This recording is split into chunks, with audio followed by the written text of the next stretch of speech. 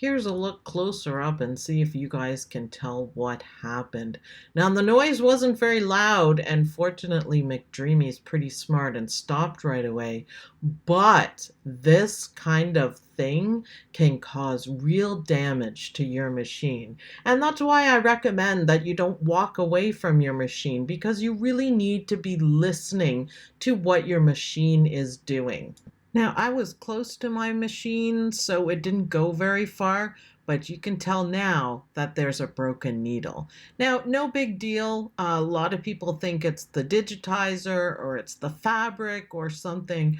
What's your guess as to why you break a needle? Now, I'm using thin cotton material that's not stitching anything bulky, so it can't be too dense stitches because that does cause issues. So what do you think it could be? It's not the fabric, it's not the bobbin, it's not the needle, it's not even the design. So what could it be? We have to do some troubleshooting to be able to figure this out. It's not the stabilizer either. I didn't put a note up there for it, but it's not the stabilizer either. This is a perfectly good design, stitched properly, and it looks proper. So what do we have left? There's only one place that we haven't checked.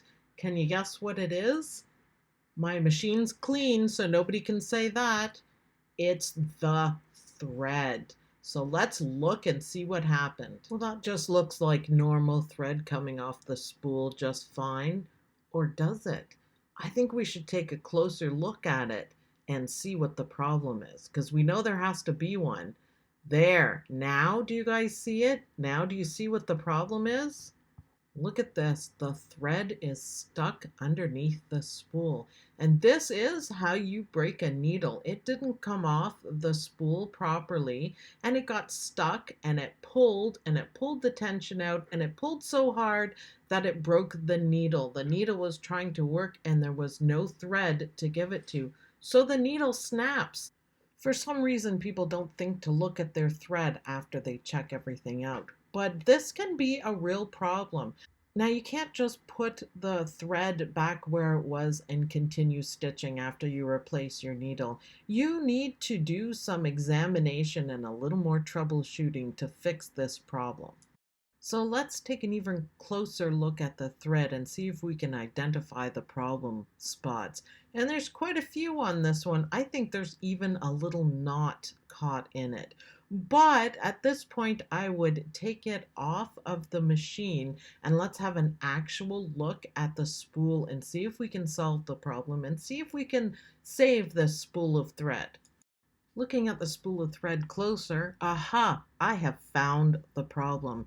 There is a little nick in the thread spool, the plastic part, that's catching the thread and causing it to get caught up underneath and breaking the needle. And that's not cool. Fortunately, I can fix this little problem so the thread doesn't get caught. However, if I couldn't, I would throw the spool of thread out because it's not worth wrecking my machine. So always remember to check your thread if you're having machine problems, because you never know, it could be it. If you have poorly made thread, or if you have really old thread that hasn't been stored properly, that could be the problem of your broken needles, your thread shredding, and a whole host of other problems. Now, the last thing I'd like to point out is when you guys, use a new spool or fix your spool, if at all possible, make sure that you get all of the pieces of the broken needle out of the machine.